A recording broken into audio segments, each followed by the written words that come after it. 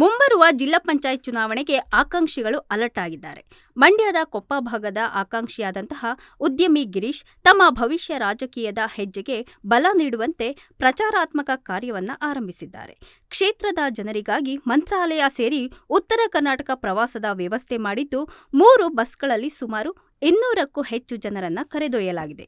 JDS ವರಿಷ್ಠ H D. ದೇವೇಗೌಡರ ಹುಟ್ಟುಹಬ್ಬದ ನೆಪದಲ್ಲಿ ಈ ಪ್ರವಾಸವನ್ನು ಹಮ್ಮಿಕೊಳ್ಳಲಾಗಿದೆ. ಈ ಯಾತ್ರೆ ಮೇಲ್ನೋಟಕ್ಕೆ ಧಾರ್ಮಿಕ ಪ್ರವಾಸದಂತೆ ಕಾಣಿಸುತ್ತಿದ್ರೂ ಮತದಾರರ ಹೃದಯ ಗೆಲ್ಲುವಂತಹ ಉದ್ದೇಶವೇ ಪ್ರಮುಖವಾಗಿದೆ. ಈ ಪ್ರವಾಸಕ್ಕೆ ಮಾಜಿ ಶಾಸಕರಾದ ಸಿ.ಎಸ್. ಸುರೇಶ್ ಗೌಡ ಅವರು ಚಾಲನೆಯನ್ನ ನೀಡಿದ್ದು, ಉದ್ಯಮಿ ಗಿರೀಶ್ ಅವರ ಸಾಮಾಜಿಕ ಸೇವೆಗೆ ಪ್ರಶಂಸೆಯನ್ನ ನೀಡಿದ್ದಾರೆ.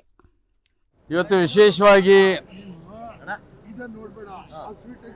ಕೊಪ್ಪ ಗ್ರಾಮದ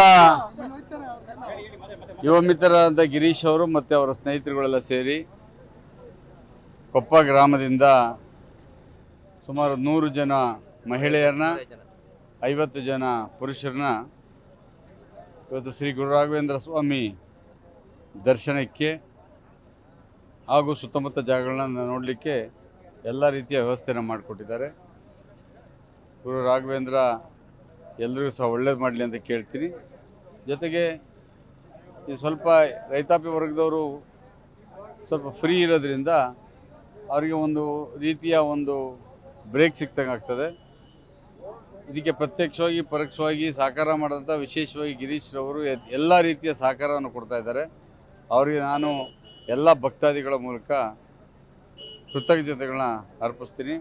ಮಂತ್ರಾಲಯಕ್ಕೆ ಭೇಟಿ ಕೊಟ್ಟು ಅಲ್ಲಿಂದ ಹಂಪಿಗೆ ಹೋಗಿ ಸುತ್ತಮುತ್ತಲ ಎಲ್ಲ